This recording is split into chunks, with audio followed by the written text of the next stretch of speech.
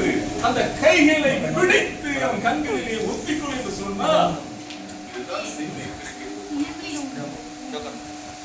அற்புதமான ஒரு நல்ல சூழலை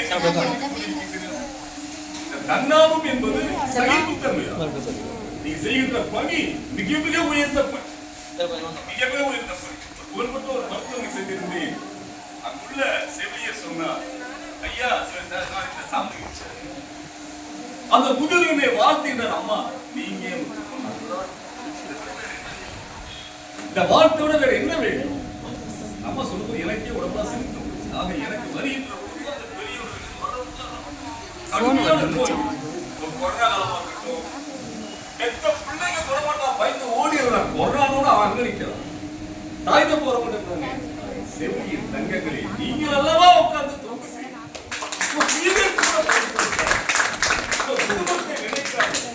நீங்கள் அவர்களுக்கு தொட்டு சீலை துடைத்து அந்த புண்ணை துடைத்து நோய் நம்மை ஒட்டிவிடுமோ நாம் கொஞ்சம் கூட அச்சமில்லாமல் கேட்டு செய்கிற நீங்கள் உண்மையிலே நீங்கள் தான் தெய்வம் என்று சொல்லி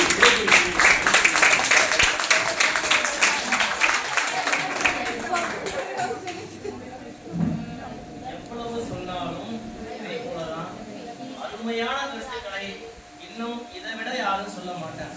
ஏன்னா மருத்துவர் என்றாலே நம்ம எவ்வளோ ஒரு சேவையா இருந்தாலும் செய்யறதுக்கு காத்து கொண்டிருக்கணும். எந்த நிமிடமா இருந்தாலும் எந்த நேரமா இருந்தாலும் இரவு பகலும் பணிபுரிகிறதுக்கு நாம் தயாராக இருக்க வேண்டும். அதுக்குதான் மருத்துவ சேவை. சரியா? இதனால எப்பயுமே அவங்க சொன்ன விஷயம் நம்ம ஆயத்தப்படுத்தி நம்ம ரெடி ஆகிட்டோம். சரியா? இதை போல அடுத்ததும் நம்ம ஒரு ஹோம் கேர் பண்றதுக்கு நம்ம பார்த்துக்கிட்டு இருக்கோம்.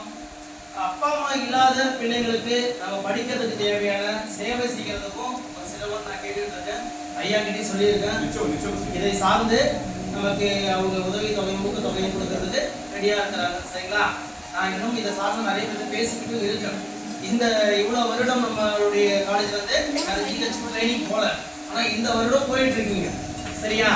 ஆனா இன்னும் இதை போல இந்த கடலூர் ஜிஹெச்சுக்கு போகணுன்றது ஒரு சின்ன கருத்து கதிரவன் சார் கேட்கிறேன். அதை ஐயா முடிஞ்சா